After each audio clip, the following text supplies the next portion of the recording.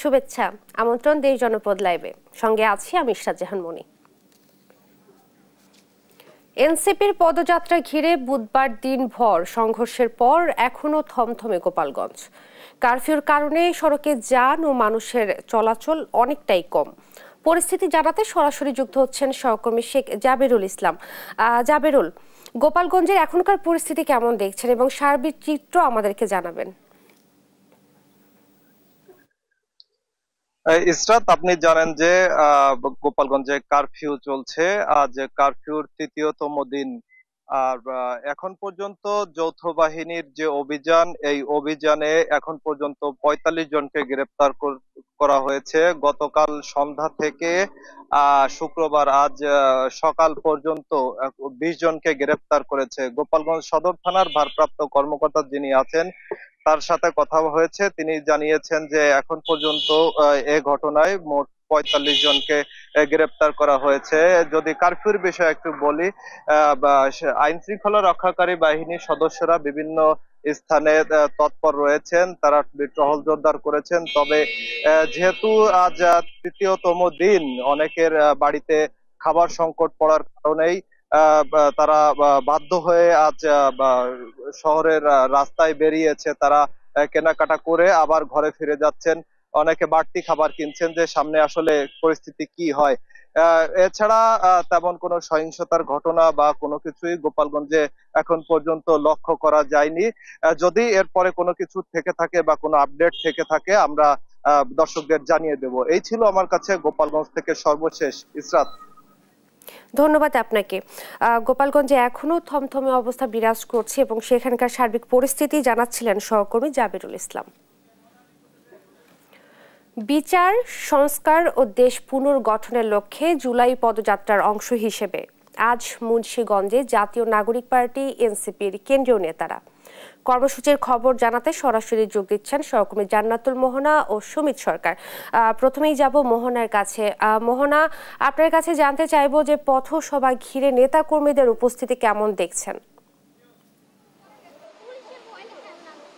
এই মুহূর্তে আমি দাঁড়িয়ে আছি মুন্সিগঞ্জ পৌরসভার ঠিক সামনে এবং আমার সাথে রয়েছেন যারা, তাদেরকে আপনারা দেখতেই পাচ্ছেন। এবং আপনারা ইতিমধ্যে জানেন যে জাতীয় নাগরিক পার্টির যে শীর্ষ নেতৃবৃন্দ নাহিদ ইসলাম, সার্জিস, হাসনাত সহ যারা রয়েছেন, তারা ইতিমধ্যে মুন্সিগঞ্জে পৌঁছেছেন। আর কিছুক্ষণ পরেই পথযাত্রার উদ্দেশ্যে তারা এই শহীদ মিনারের সামনে জড়ো হবেন এবং এখান থেকে পথযাত্রা করে তারা যে সদরের যে সুপার মার্কেট আছে, সেখানকার সুপার মার্কেটের মঞ্চে যে তারা তাদের বক্তৃতা জানাবেন। এবং আপনাদেরকে দেখাতে চাই এই মুহূর্তে তাদের পথযাত্রা ঘিরে তাদের যে সমর্থক বা নেতাকর্মীরা রয়েছে, তারা শহীদ মিনারের সামনে জড়ো হয়েছে। এবং আমরা দেখেছি যে সকল বয়সের মানুষ, সকল শ্রেণী পেশার মানুষ এখানে জড়ো হয়েছে। যেখানে আমরা যেমন শিশুদেরকে দেখতে পাচ্ছি, তেমনি বয়স্কদেরও দেখতে পাচ্ছি। শিক্ষার সাথে আমরা কিন্তু যে ছাত্র জনতার যে সম্মিলন, তাও দেখতে পাচ্ছি। এবং আমরা দেখছি অনেকের হাতে শাপলা ফুল রয়েছে। তো আমরা তাদের কাছে জিজ্ঞেস করতে চাই যে আপনারা এখানে কেন এসেছেন? আপনারা সবাই জানেন যে আমাদের সহযোদ্ধাবৃন্দ এবং প্লাস আমাদের যে কেন্দ্রীয় এনসিপির কেন্দ্রীয় নেতাবৃন্দ, তারা এখানে আসছেন। আর তারা অনেকেরই রোল মডেল। তারা সম্মুখ সারি থেকে যুদ্ধের নেতৃত্ব দিয়েছেন। তো তাদের দেখার উদ্দেশ্যে এখানে আসেন। তাদের দেখার প্রতীক্ষায় ছিলেন কি? তো শুনছিলেন যে যারা তাদের সমর্থক রয়েছেন এনসিপির, তারা এই পথযাত্রাকে ঘিরে তাদের মধ্যে যে উৎসাহ উদ্দীপনার জন্য এবং এক নজর দেখার জন্য তারা এই শহীদ মিনারে জড়ো হয়েছেন। আর যে মঞ্চ রয়েছে, সেই মঞ্চে রয়েছেন আমাদের সহকর্মী সুমিত সরকার। তো আমরা মঞ্চের কি অবস্থা তা জানতে তার কাছে সরাসরি চলে যাচ্ছি।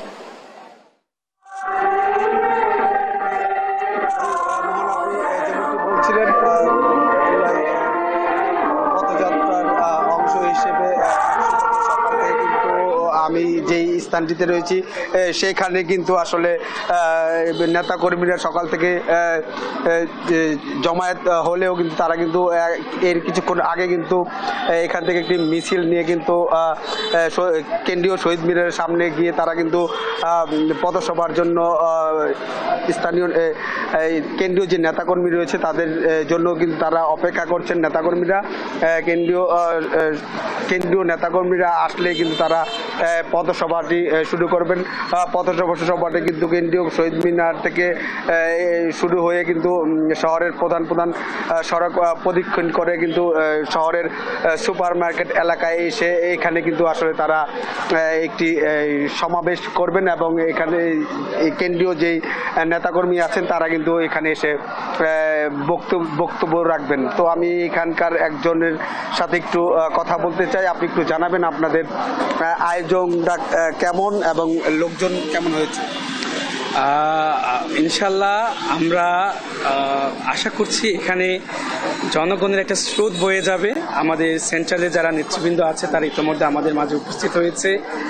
আমরা অত্যন্ত আনন্দ মুখর পরিবেশে আমরা সকল আয়োজন সম্পন্ন করতে পেরেছি, যেটা আপনারা ইতিমধ্যে দেখেছেন, এবং সার্বিক সহযোগিতা আমরা পেয়েছি প্রশাসনের, সাধারণ মানুষের, ছাত্র জনতার ঐক্যবদ্ধ যে প্রচেষ্টায় আমাদের আজকের আয়োজন এই পর্যন্ত সফল হয়েছে।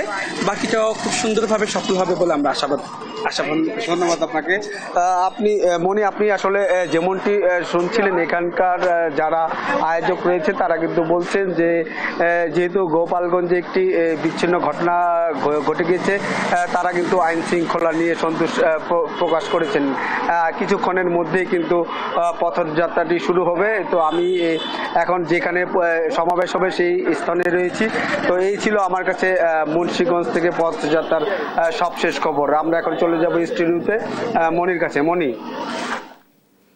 আপনাদের দুইজনকে অসংখ্য ধন্যবাদ। বর্তমানে মুন্সিগঞ্জে অবস্থান করছে জাতীয় নাগরিক পার্টি এনসিপির কেন্দ্রীয় নেতারা এবং রয়েছে নানা কর্মসূচি, এবং বিস্তারিত জানাচ্ছিলেন এই ব্যাপারে সহকর্মী জান্নাতুল মোহনা এবং সুমিত সরকার। রাজধানীর কারওয়ান বাজার থেকে সরাসরি যুক্ত হয়েছেন সহকর্মী AH হিমেল, এবং হিমেলের কাছে আমরা জানতে চাইব, হিমেল, আপনি তো বাজারে রয়েছেন, তো নিত্য পণ্যের দাম সম্পর্কে আমাদেরকে একটু জানাবেন।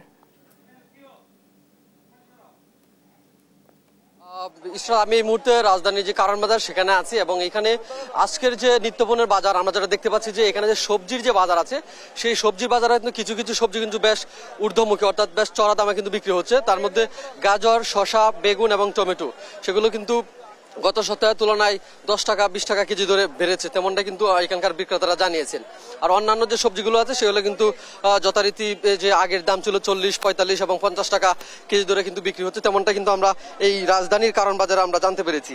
এখানকার যে বিক্রেতারা আছে তারা যেটি বলছেন যে গত বেশ কয়েকদিন বৃষ্টি হওয়াতে কিন্তু পণ্যের যে সরবরাহ সেটি কম থাকার কারণে কিন্তু দাম কিছুটা বেড়েছে, তেমনটা কিন্তু এখানকার বিক্রেতারা আমাদেরকে জানিয়েছেন। রাজধানীর যে মুরগির বাজার, অর্থাৎ মুরগির মাংস এবং গরুর মাংসের যে বাজার, সেই বাজারগুলোতে আমরা কথা বলেছি। তারা যেটি বলছেন যে মুরগির মাংস 280 টাকা কেজি ধরে বিক্রি হচ্ছে, এবং ব্রয়লার যে মুরগি আছে সেটি কিন্তু 170 টাকা কেজি ধরে বিক্রি হচ্ছে, অর্থাৎ আগের যে দাম ছিল সেই দামেই কিন্তু মাংসের বাজারে মাংসগুলো বিক্রি হচ্ছে। গরুর বাজারে আমরা যেটা দেখেছি 780 টাকা কেজি ধরে বিক্রি হচ্ছিল, এবং সেটা কিন্তু এখন 760 টাকা ধরে গরুর মাংস কিন্তু বিক্রি হচ্ছে, অর্থাৎ প্রতি কেজিতে কিন্তু 20 টাকা কমেছে। মাছের বাজারে আমরা যেটা দেখেছি উপচে পড়া ভিড় আমরা লক্ষ্য করেছি মাছের বাজারে, অর্থাৎ ক্রেতাদের সংখ্যা বেশ বেশি, এবং তারা যেটি বলছেন যে ক্রেতারা বলছেন মাছের দাম বেশ ঊর্ধ্বমুখী এবং খুব চড়া। বিক্রেতারা আমাদের একই কথা জানিয়েছেন, তারা যেটি বলছেন যে গত সপ্তাহের তুলনায় এই সপ্তাহে মাছের দাম বেশ বেড়েছে, অর্থাৎ যে মাছ 300 টাকা কেজি ধরে বিক্রি হচ্ছে সেটি কিন্তু এখন 420 টাকা কেজি ধরে বিক্রি হচ্ছে, এবং যে মাছ 500 টাকা এবং সেটি কিন্তু 600 টাকার উপরে কিন্তু কেজি ধরে বিক্রি হচ্ছে। আমরা যে পেঁয়াজ এবং আদা রসুনের যে পণ্য আছে সেগুলো দোকানদারের সাথে আমরা কথা বলেছি। বিক্রেতারা যেটি বলছেন যে পেঁয়াজ গত সপ্তাহে, অর্থাৎ গত 3-4 দিন আগে কিন্তু 55 টাকা কেজি ধরে বিক্রি হচ্ছে, কিন্তু পেঁয়াজের দাম কিন্তু 5 টাকা বেড়েছে, অর্থাৎ 60 টাকা কেজি ধরে কিন্তু পেঁয়াজ বিক্রি হচ্ছে। অন্যান্য আলু এবং রসুন এবং যে আদা আছে সেগুলো কিন্তু আগের যে দাম সেই দামে কিন্তু বিক্রি হচ্ছে।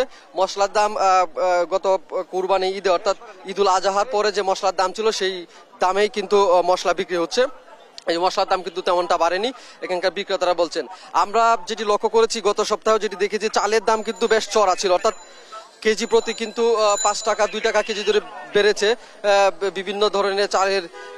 সেই চালের বাজারে আমরা কথা বলেছি, বিক্রেতারা বলছেন যে 3 রকমের চাল কিছুটা বেড়েছে, অর্থাৎ 70-75 টাকা থেকে শুরু করে 80 টাকা 82 টাকা কেজি ধরে বিক্রি হচ্ছে চালের বাজার। অর্থাৎ রাজধানী কারণ বাজার আমরা যেটি লক্ষ্য করেছি যে এখানে যে সবজির বাজার আছে সেই সবজির বাজারে বেশ কিছু সবজি কিন্তু বেশ চড়া রয়েছে, অন্যান্য সবজি কিন্তু হাতের নাগালে রয়েছে এবং মাছের বাজার বেশ চড়া রয়েছে এবং মাংসের দাম কিন্তু অর্থাৎ গরুর মাংসের দাম কিন্তু কেজি ধরে 20 টাকা কমেছে, 180 টাকা ধরে কিন্তু বিক্রি হচ্ছে। চালের বাজার গত সপ্তাহে যে বাজারের দর ছিল সেই বাজার দরেই কিন্তু বিক্রি হচ্ছে। কিছু কিছু চাল অর্থাৎ 2 থেকে 3 জাতের যে চাল আছে সেগুলো কিন্তু একটু দাম বেড়েছে, সেমনটা কিন্তু এখানকার কারণ বাজারে আমরা জানতে পেরেছি। রাজধানী কারণ বাজার থেকে বাজার পরিস্থিতি ছিল আমার কাছে সর্বশেষ। ইসরাত। হিমেল, আপনাকে ধন্যবাদ। জাতীয় প্রেস ক্লাবে কথা বলছেন বিএনপির স্থায়ী কমিটির সদস্য ডাক্তার AZM জাহিদ। আমরা সরাসরি চলে যাচ্ছি সেখানে। আমরা সেটাকে আরো ত্বরান্বিত করার জন্য আহ্বান জানাই। কোন অবস্থাতেই যাতে বিচার প্রলম্বিত করে বিচার থেকে কাউকে রেহাই না পাওয়ার যে সংস্কৃতি বাংলাদেশে আছে সেটির পুনরাবৃত্তি না হয় সে আহ্বান জানাতে চাই। সর্বোপরি আমরা আজকে কথাকে অত্যন্ত দ্ব্যর্থহীন ভাষায় বলতে চাই, বাংলাদেশ সম্মিলিত পেশাজীবী পরিষদ বাংলাদেশের বিভিন্ন পেশার মানুষের রক্ত ঘামে গড়ে ওঠা একটি সংগঠন। এর ৬৬ জন সাংবাদিক শহীদ হয়েছে বিগত ১৬টি বৎসরে, ৭ জন ডিপ্লোমা প্রকৌশলী শহীদ হয়েছে, 2 জন চিকিৎসক শহীদ হয়েছে, 1 জন কৃষিবিদ শহীদ হয়েছে, 3 জন টেক্সটাইল ইঞ্জিনিয়ার শহীদ হয়েছে, আহত হয়েছে শত শত পেশাজীবী। কারা ভোগ করেছে এখানে উপস্থিত ম্যাক্সিমাম সংখ্যক পেশাজীবী যারা বিনা কারণে কারাভোগ করেছে। কাজেই কোনো অবস্থাতেই পেশাজীবীদের অবদানকে ছোট করে দেখার কোনো সুযোগ নেই এবং আজকে মনে রাখতে হবে গণতন্ত্র পুনরুদ্ধারের যে লড়াই, সেই লড়াইয়ে রাজনীতিবিদরাও ছিলেন, পেশাজীবীরাও ছিলেন এবং আছেন। এই অবস্থায় আমরা যখন দেখতে পাই রাজনীতিবিদদের মধ্যে শুধুমাত্র ছোট ছোট স্বার্থের জন্য অনৈক্য, তখন আমরা হতাশাগ্রস্ত হই। আমরা সাবধান করে দেই, আপনারা দ্বিধান্বিত হবেন না, আপনারা ঐক্য বিনষ্ট করবেন না। ঐক্য বিনষ্ট করলে কি হয় সেটি সত্যিকার অর্থে কিছু আলামত পাওয়া যাচ্ছে। সেই লক্ষ্যে আমরা আবারও বলতে চাই, বাংলাদেশ জাতীয়তাবাদী দল এদেশের বৃহত্তম রাজনৈতিক দল, যারা তিনবার দেশনেত্রী বেগম খালেদা জিয়া রাষ্ট্র পরিচালনার দায়িত্ব পেয়েছেন, শহীদ জিয়া বাংলাদেশকে আধুনিক বাংলাদেশ, গণতান্ত্রিক বাংলাদেশ প্রতিষ্ঠা করার জন্য দায়িত্ব পালন করেছেন। আজকে ভারপ্রাপ্ত চেয়ারম্যান জনাব তারেক রহমান দেশে গণতন্ত্র পুনঃপ্রতিষ্ঠার জন্য রাজনৈতিক দল বিএনপি শুধু নয়, সকল গণতন্ত্রকামী মানুষকে নিয়ে আজকে ৩১ দফা কর্মসূচির মাধ্যমে জনগণকে ঐক্যবদ্ধ করেছেন।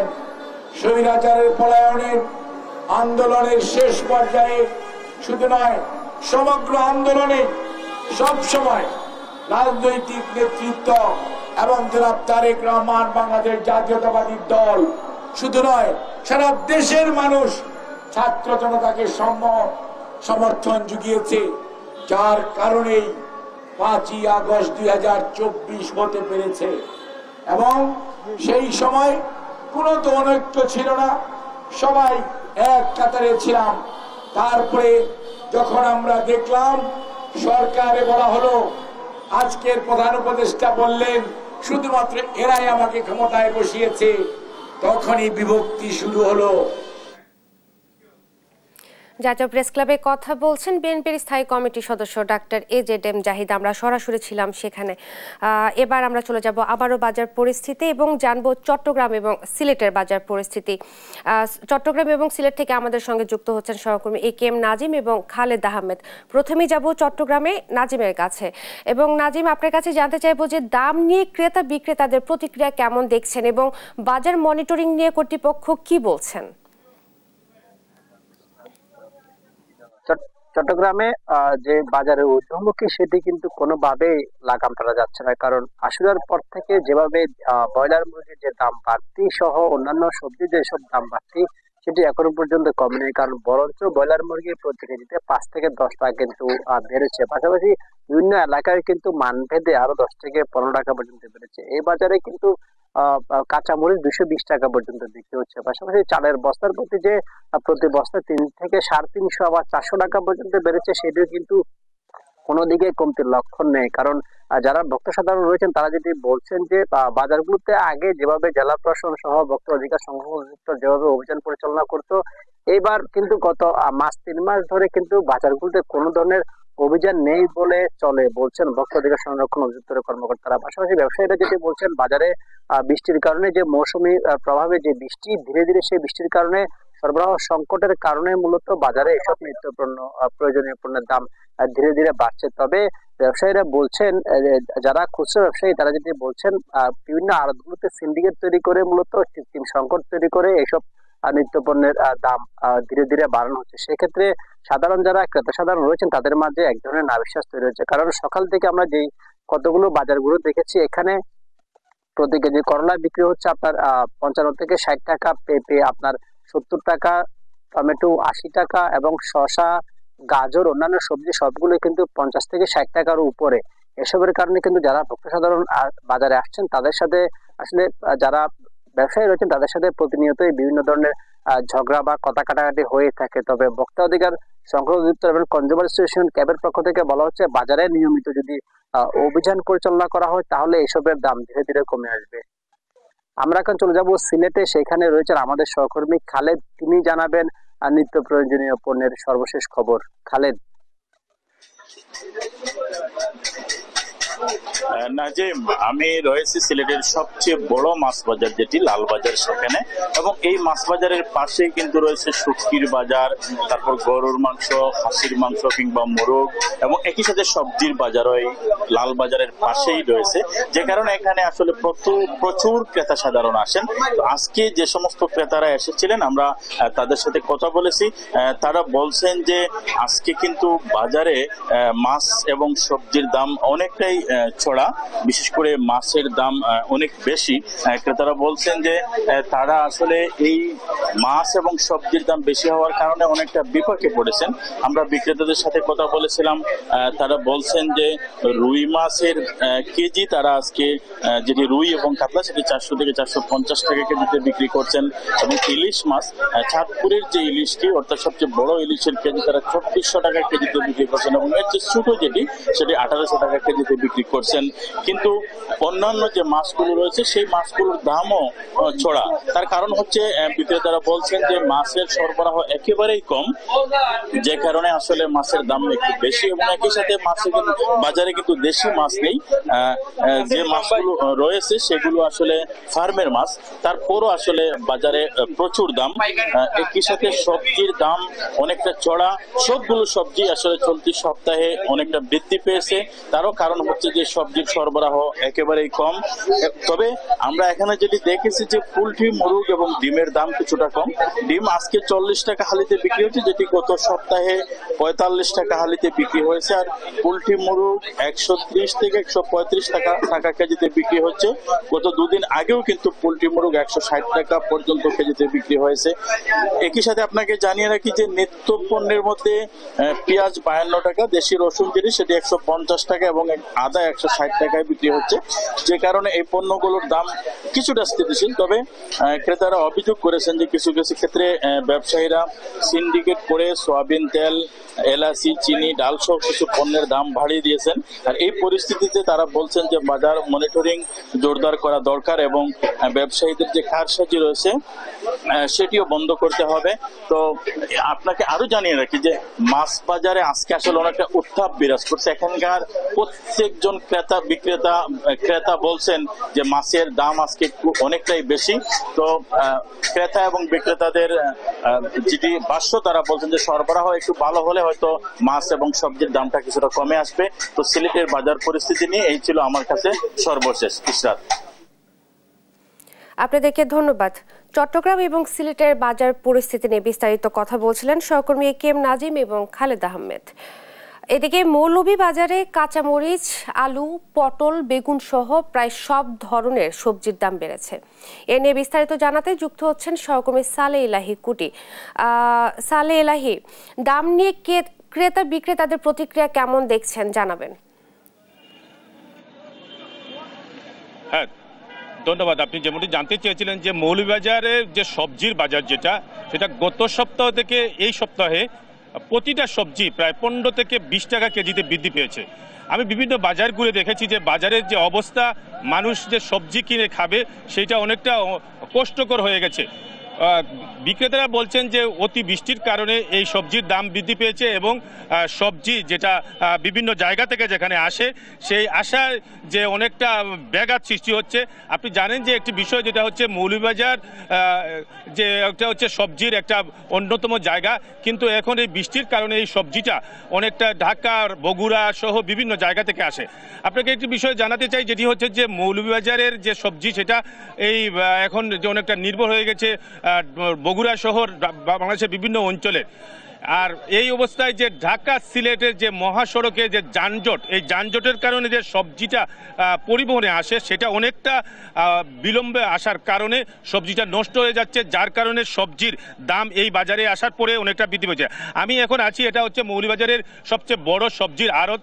সেখানে যে সবজির দাম, এখানেও দাম বৃদ্ধি পেয়েছে এবং এখান থেকে যে মৌলভীবাজারের যে 3টি মার্কেট বাজার রয়েছে, পশ্চিম বাজার, টিসি মার্কেট এবং কোর্ট মার্কেট সহ বিভিন্ন বাজারে সবজির দাম প্রতি কেজিতেই গত সপ্তাহ থেকে 15 থেকে 20 টাকা বৃদ্ধি পেয়েছে। সেই সাথে মাছের দামও বৃদ্ধি পেয়েছে। আরেকটা বিষয় যেটি হচ্ছে যে চালের দামের কারণে সাধারণ মানুষ অনেকটা চেপটা হয়ে আছে, চালের দামটা অনেকটা বৃদ্ধি পেয়েছে। আমার সাথে আছেন এখন এই সবজি আড়তের যিনি সভাপতি, তিনি জানাবেন যে এই সবজির যে সমস্যা, কেন এই সবজির দাম বৃদ্ধি পেয়েছে সেভাবে তিনি জানাচ্ছেন।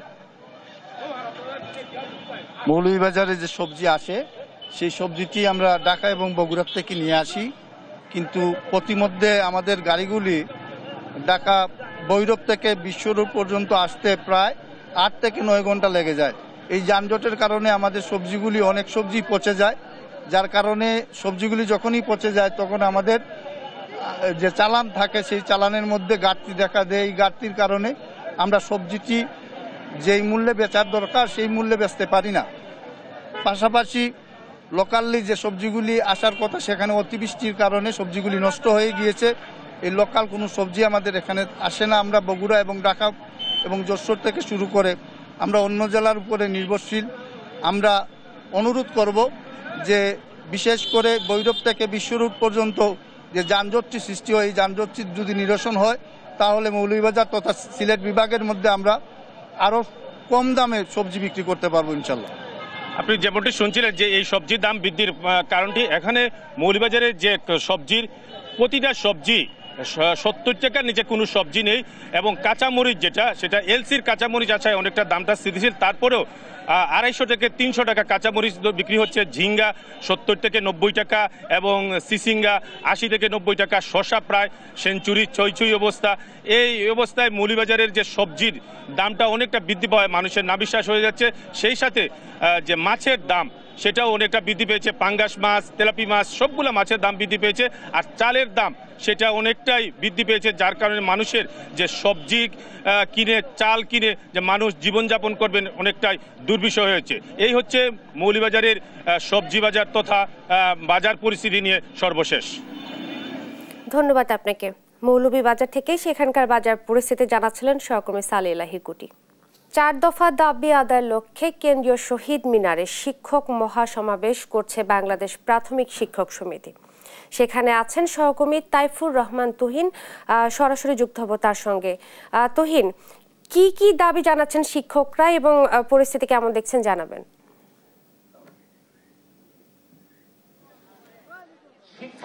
জি, আপনাকে ধন্যবাদ। আপনি জানেন যে প্রাথমিক যারা সহকারী শিক্ষক রয়েছেন তাদের কিন্তু যে বিষয়গুলো রয়েছে 11তম গ্রেডে তাদেরকে উন্নতিকরণ সহ বিভিন্ন দাবিতে, অর্থাৎ 4 দফা দাবিতে শিক্ষকরা কিন্তু এসেছেন ঢাকা। সারা বাংলাদেশ থেকে শিক্ষকরা এসেছেন। তারা এই মুহূর্তে সমাবেশ করছেন শহীদ মিনারের পাদদেশে। আমরা দেখছি যে দেশের বিভিন্ন জেলা থেকেই কিন্তু তারা এসেছেন। তারা যে দাবিগুলো করছেন সেই দাবিগুলোর একটু যদি আমরা জানাই আপনাকে, যে সহকারী শিক্ষকদের 11তম গ্রেড নিশ্চিত করা, সেই সাথে 2014 সালে যে সমস্ত প্রধান শিক্ষকরা 10তম গ্রেডে সেটি জিও জারি করার ব্যাপারে তারা কিন্তু দাবি জানিয়েছেন। একই সাথে চলতি দায়িত্ব সহ সিনিয়র সহকারী শিক্ষকদের শতভাগ পদোন্নতি দেয়া, সেই সাথে 10 বছর এবং 16 বছরের পূর্তিতে উচ্চতর গ্রেড তাদেরকে নিশ্চিত করতে হবে। সেই দাবিতে কিন্তু আমরা দেখছি যে এই জাতীয় শহীদ মিনার, অর্থাৎ শহীদ মিনারের সামনে সারা দেশ থেকেই কিন্তু শিক্ষকরা আসছেন।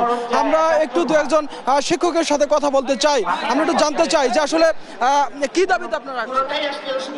আমরা এসেছি আমাদের 4টি দাবি নিয়ে বাংলাদেশ প্রাথমিক শিক্ষক সমিতির পক্ষ থেকে।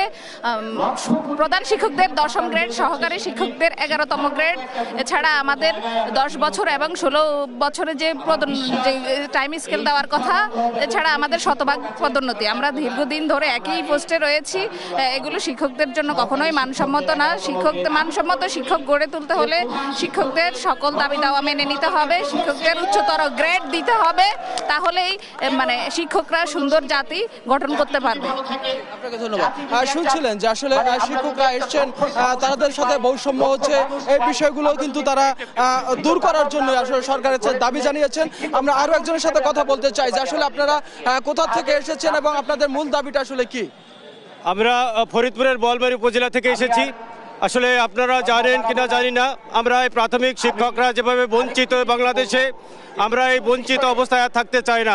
আমরা প্রাথমিকের সহকারী শিক্ষকরা এখন 13তম গ্রেডে বেতন পেয়ে থাকি, যা সর্বসাকুল্য হয়তো 16,000 টাকায় পরিণত হয় বাড়ি ভাড়া সহ, যেটা দিয়ে আমাদের এই শিক্ষকদের যে নুন আনতে পান্তা ফেরায় অবস্থা, আমরা এই অবস্থা থেকে উত্তরণ চাই। আমরা আজকের এই মহাসমাবেশ থেকে 11তম গ্রেডে বেতন নির্ধারণ চাই, প্রধান শিক্ষকদের 10ম গ্রেডে জিও জারি চাই। আপনাকে ধন্যবাদ।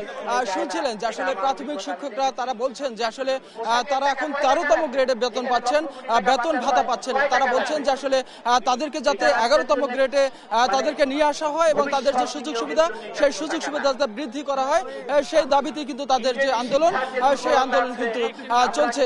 তো এই ছিল আসলে শহীদ মিনার থেকে প্রাথমিক শিক্ষকদের সমাবেশের সর্বশেষ তথ্য আমার কাছে। আপনাকে ধন্যবাদ। শহীদ মিনারে দাবি আদায়ের লক্ষ্যে মহাসমাবেশ করছে শিক্ষকরা। এ ব্যাপারে বিস্তারিত জানাচ্ছিলেন সহকর্মী তাইফুর রহমান তুহিন। নওগাঁর সাপাহার পাইলট উচ্চ বিদ্যালয় মাঠে জেলা প্রশাসনের আয়োজনে অনুষ্ঠিত হচ্ছে আম উৎসব 2025। এ নিয়ে বিস্তারিত জানাতে যুক্ত হচ্ছেন সহকর্মী কামাল হোসেন। কামাল, উৎসব ঘিরে মানুষের আগ্রহ কেমন দেখছেন জানাবেন। যেমনটি বলছিলেন, নওগাঁর সাপাহারে শুরু হয়েছে দুদিনব্যাপী আম ফেস্টিভ্যাল, ম্যাঙ্গো ফেস্টিভ্যাল। নওগাঁ হচ্ছে বাংলাদেশের সবচেয়ে বেশি আম উৎপাদনকারী জেলা নওগাঁই। দুদিনব্যাপী এই আম উৎসবের আজকেই শুরু এবং এখানে কিছুক্ষণ আগেই শুরু হয়েছে এবং উদ্বোধন করেছেন নওগাঁর জেলা প্রশাসক আব্দুল আওয়াল। আমি আর কথা না বাড়িয়ে সরাসরি এখানকার উপজেলা নির্বাহী কর্মকর্তা সেলিম আহমেদের কাছে জানার চেষ্টা করবো যে আসলে কি কি আয়োজন রেখেছেন আজকের এই উৎসবে। জি ধন্যবাদ। আমের বাণিজ্যিক রাজধানী সাপাহারে আপনাদের সকলকে স্বাগতম। আমাদের এই 2 দিনব্যাপী ম্যাঙ্গো ফেস্টিভ্যাল 2025-এ রয়েছে আমাদের 40টি স্টল, যেখান থেকে আমাদের বিভিন্ন ক্রেতারা সুলভ মূল্যে আম ক্রয় করতে পারবেন এবং আমের বিভিন্ন জাত সম্পর্কে জানতে পারবেন এবং আম দিয়ে যে ধরনের পণ্য তৈরি হয় সেইগুলা সম্বন্ধে পরিচিত হতে পারবেন এবং তারা সে সহজে উপভোগ করতে পারবেন। এছাড়াও আমাদের দুপুরে রয়েছে আমাদের একটা ট্রেনিং সেশন, যাতে কৃষকরা উত্তম কৃষি চর্চার মাধ্যমে আম উৎপাদন কিভাবে করতে হয় সেটা তারা শিখতে পারবে। আমাদের একটা মনোজ্ঞ সাংস্কৃতিক অনুষ্ঠান রয়েছে। এছাড়াও রয়েছে আমাদের একটি সেমিনার, যে আমরা আমাদের সাপাহারের আমটাকে মানে কীভাবে সহযোগীভাবে বিদেশে রপ্তানি করতে পারি। এবং আমাদের দ্বিতীয় দিন আমাদের একটি মনোজ্ঞ সাংস্কৃতিক অনুষ্ঠান রয়েছে সাপাহারের আমকে সারা বাংলাদেশ সহ সারা বিশ্বে পরিচয় করে দেওয়ার জন্য এই আম উৎসব। শুনছিলাম নওগাঁ সাপাহার উপজেলার নির্বাহী কর্মকর্তা সেলিম আহমেদের কথা। আমি এবারে জানার চেষ্টা করবো কোন উদ্দেশ্য থেকে এইবারে আম উৎসবটা হচ্ছে, ম্যাঙ্গো ফেস্টিভ্যাল হচ্ছে। আমি জেলা প্রশাসক আব্দুল আওয়াল মহোদয়ের কাছে জানার চেষ্টা করবো। ধন্যবাদ। বেসিক্যালি আমাদের বাংলাদেশে প্রচুর প্রবাসী, প্রায় 1 কোটির বেশি প্রবাসী বিদেশে আছে, কিন্তু সেই প্রবাসীদের যে চাহিদা, সেই চাহিদা মোতাবেক আমরা আম আসলে বিদেশে রপ্তানি করতে পারি না বা করা হয়নি ইতিপূর্বে। এবারই প্রথম আমরা কাতারে একজনকে পাঠিয়েছিলাম, সেখানে আমরা দেখেছি যে প্রচুর চাহিদা রয়েছে। যদিও ম্যাঙ্গো ফেস্টিভ্যালটা আমাদের দেরি হয়ে গেল, কিন্তু আমাদের মূল উদ্দেশ্য হচ্ছে আমাদের এই এলাকার যে কৃষক আছে, চাষি আছে, তাদেরকে রপ্তানিযোগ্য মানে আম উৎপাদনের ক্ষেত্রে কী কী ধরনের প্রিকশন মেনটেন করতে হবে, কী কী ধরনের কেমিক্যালস, কী কী ধরনের টুলস ইউজ করতে হবে, সেগুলো আসলে ওদের মধ্যে ডেসিগনেট করাটা আমাদের মুখ্য উদ্দেশ্য। পাশাপাশি বাংলাদেশের যে মেজর একটা অ্যাক্টিভিটিস, আমের অ্যাক্টিভিটিস যে আমাদের সাপাহার উপজেলায় হয়, নওগাঁ জেলায় হয়, আপনারা ইতিমধ্যেই জানেন যে আমাদের জিআই পণ্য হিসেবে আমাদের নওগাঁর একটি আম, যেটাকে আমরা নাগফজলি বলে থাকি, সেটি কিন্তু স্বীকৃতি পেয়েছে। আমরা আশা করি যে আমাদের এই রাজশাহী অঞ্চলে, বরেন্দ্র অঞ্চলের আমের যে একটা আলাদা মানে মিষ্টতা আছে, এটা আসলে বাংলাদেশে অনেক মানুষই জানে না। এটাকে দেশব্যাপী তো বটেই, বিশ্বব্যাপী একটা ব্র্যান্ডিং করার উদ্দেশ্যে আমরা প্রথম এই ফেস্টিভ্যালটা আয়োজন করেছি। আমরা আশা করি প্রতি বছর এ ধরনের ফেস্টিভ্যালের মাধ্যমে আমরা বিদেশি বায়ারদেরকে আকৃষ্ট করতে পারবো। যেমন আমাদের এই ফেস্টিভ্যালে আমরা রেখেছি যে রেডিও স্টেটে আমাদের যারা আমের বাগান আছে তারা এই আম সেল করবে। পাশাপাশি যারা পরিবহনের সাথে জড়িত, বিশেষ করে কুরিয়ার সার্ভিস, ট্রাক, তারাও কিন্তু কম বেশি আমাদের সাথে কথা হয়েছে, তারাও হচ্ছে একটা রেডিও স্টেটে এটা পরিবহনের ক্ষেত্রে কাজ করবে। এইভাবে আমরা চাই যে এরকম একটা ফেস্টিভ্যালের মাধ্যমে বছর বছর এরকম ফেস্টিভ্যাল উৎসবের আয়োজনের মাধ্যমে আমরা আমাদের এই নওগাঁর যে ঐতিহ্য, একটা আমের যে একটা কালচার তৈরি হয়েছে লাস্ট 1 ডিকেড, সেটা শুনছিলাম নওগাঁ জেলা প্রশাসক আব্দুল আওয়াল কাছ থেকে। আমরা আমের যে লক্ষ্য উদ্দেশ্যের কথা বলা হচ্ছে, সেই আম মেলা নিয়ে কথা বলছিলেন। তো নওগাঁর সাপাহার থেকে ম্যাঙ্গো ফেস্টিভ্যাল নিয়ে মোটামুটি এমনটি ছিল আমার কাছে সর্বশেষ তথ্য। ইশিকা, ধন্যবাদ আপনাকে। নওগাঁয় অনুষ্ঠিত হচ্ছে আম উৎসব এবং রয়েছে নানা আয়োজন। বিস্তারিত জানাচ্ছিলেন সহকর্মী কামাল হোসেন। এই ছিল এখনকার দেশ জনপদ লাইভ। পরের বুলেটিন দেখার আমন্ত্রণ রইল। ধন্যবাদ সবাইকে।